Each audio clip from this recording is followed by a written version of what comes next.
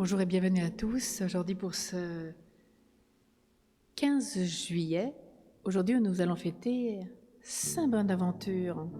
Dans ses exercices spirituels, il va nous aider car il est évêque et docteur de l'Église. Lui qui est né près de Viterbe en 1243, il est ministre des Générales en 1257 à 1274 et son influence sera déterminante pour concilier la vie évangélique dans son jaillissement primitif et l'organisation d'une famille religieuse de plus en plus étendue.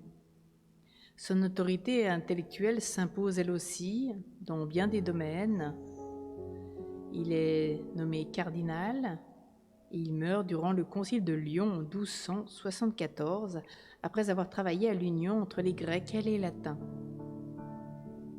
Aujourd'hui, il est sollicité pour toute chose à l'amour de Dieu. Il nous faut demander l'aide de sa grâce pour continuer à cheminer pendant ces exercices spirituels proposés par saint Ignace, aujourd'hui comme orientation de vie. C'est pourquoi nous allons prier avec saint Ignace.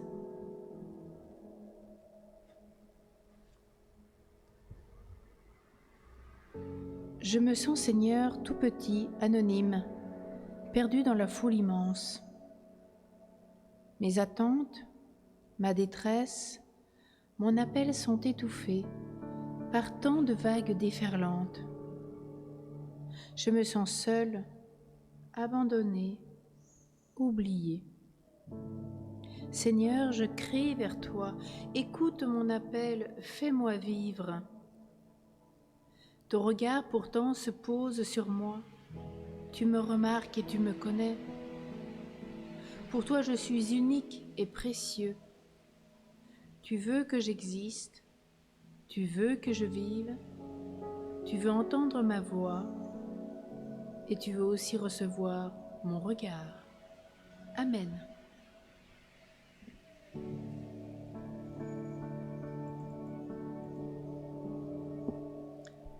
L'orientation de ma vie. Une action isolée pour être bonne ou mauvaise, belle ou laide, sans compromettre nécessairement l'avenir. Les attitudes foncières, elles le compromettent. Les exercices précédents peuvent ressembler à un saupoudrage manquant de continuité et de logique, ou au contraire, avoir insensiblement fait naître en toi un désir plus grand de cohérence générale, en te faisant prendre conscience que tu ne suis pas un chemin très clair. Il te faut le reconnaître. Beaucoup de gens vivent sans avoir choisi une orientation fondamentale. Un auteur brésilien du temps de la dictature disait « La liberté n'a pas disparu, mais nous l'avons mise sous l'oreiller. » Qu'en est-il d'une liberté qui n'est pas exercée ?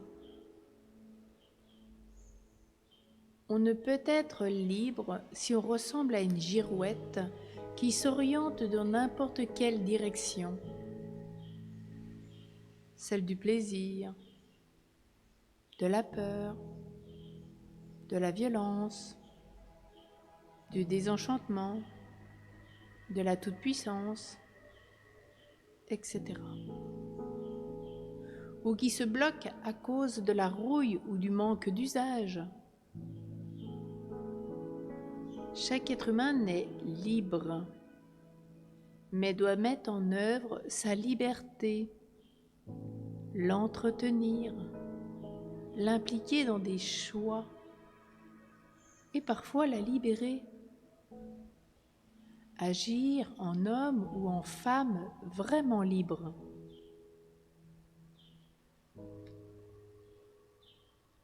Ce matin, une grande question se pose à toi. Il y a toujours deux voies, deux chemins qui te sont proposés. Ces deux voies te sont proposées au chapitre du Deutéronome, chapitre 30, versets 15 et suivants. Ce matin te sont proposées deux voies. Choisis la vie ou la mort, la malédiction ou la bénédiction, le bonheur ou le malheur. À toi de choisir. Ou dans un autre texte peut-être qui te parlera plus, car il est plus une prière à méditer et à prier à longueur de journée, qui est le psaume 1. Le psaume 1 est l'essentiel de tous les psaumes. Quand on a compris ce premier, qu'on l'a intégré, qu'on l'a travaillé et que surtout qu'on l'a assimilé, ce psaume 1, ce sont les deux voies. Toujours à toi de choisir.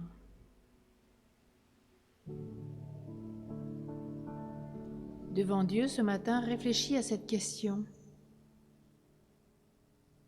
Dans quel domaine exerces-tu ta liberté ?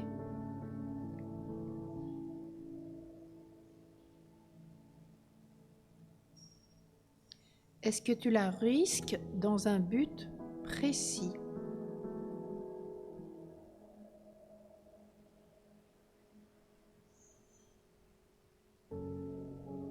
Pour quel service ?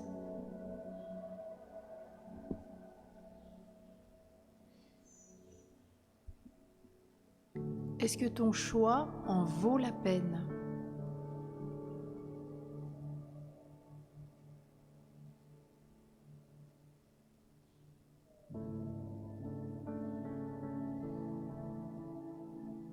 Est-ce que tes choix te mènent à plus de vie, à plus de bonheur, à plus de bénédiction ?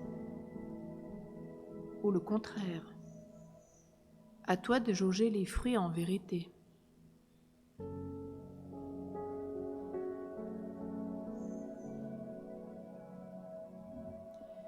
Peut-être as-tu l'impression de ne pas disposer d'une grande marge de liberté. Et pourtant, même un prisonnier peut être intérieurement libre et avoir une vie magnifique. Rappelle-toi cet exercice où ce prisonnier qui mangeait sa soupe, non pas comme les autres, quelle liberté intérieure il avait.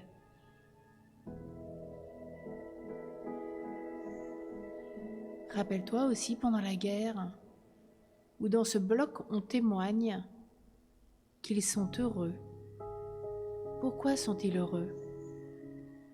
Parce qu'un de ce bloc a dit « Nous n'allons pas vivre comme des bêtes, nous allons vivre selon la dignité de Dieu. Levons-nous, faisons-nous le plus beau possible et mettons-nous à chanter, à louer le Seigneur. » Vous connaissez tous ce témoignage. Comme il est grand et il est beau. Aujourd'hui, il est publié même à ceux qui voudraient le lire et le méditer quand rien ne va, pour montrer que dans un camp de concentration, par rapport à l'ensemble, des hommes ont su se lever, et des femmes y ont su vivre dans la joie. Quel témoignage de vie pour nous!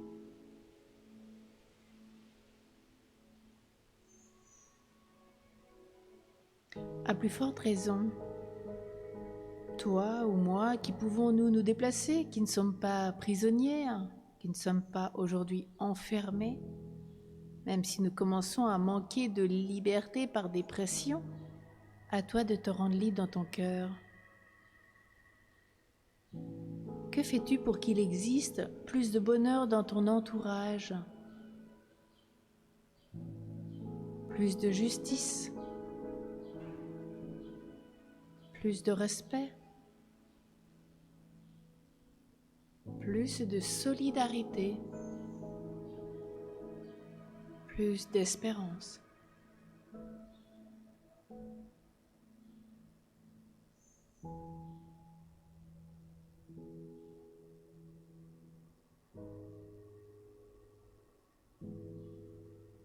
Ce sont là de belles paroles, mais tu peux entreprendre ou abandonner quelque chose aujourd'hui même.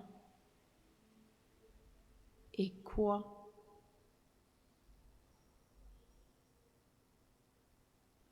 Demande la grâce de vouloir et de l'entreprendre pour trouver un espace de liberté plus grand, nouveau.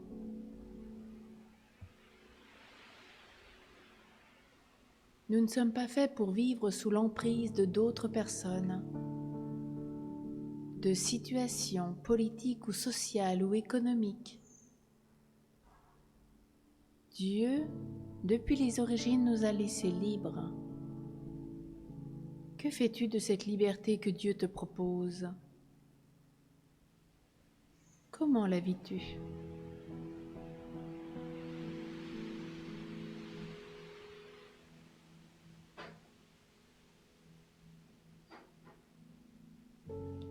À nouveau, le jour s'achève. Des questions de ce matin seront restées présentes à ton esprit tout au long de ce jour. Qu'en est-il ressorti?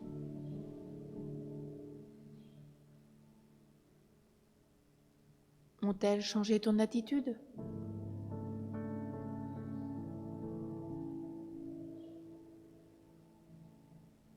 Ont-elles produit quelques améliorations ou changements?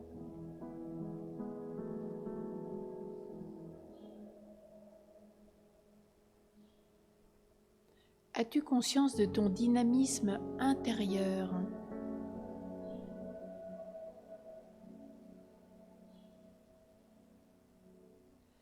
As-tu conscience de tout le potentiel que Dieu a mis en toi? Que tu es unique, qu'il n'y a pas d'autre personne comme toi sur terre, que tu es précieux aux yeux de Dieu, que tu as des talents tout à fait particuliers pour toi, pour ta mission sur cette terre, que toi seul peux exercer.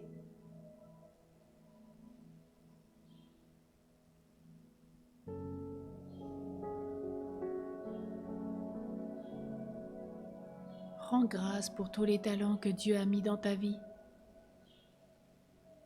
car plus tu rendras grâce, plus tu les exerceras et plus tu en auras.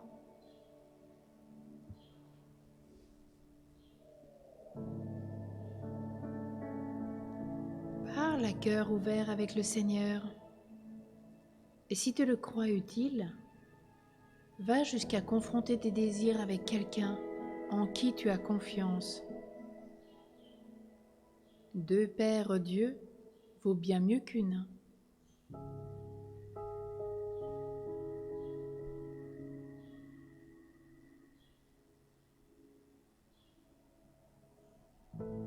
À présent, sois dans la joie. Que cette journée soit une journée illuminée par Dieu. Et que Saint Ignace t'accompagne pour te redire An Majorem Dei Gloriam, pour une plus grande gloire de Dieu. Amen.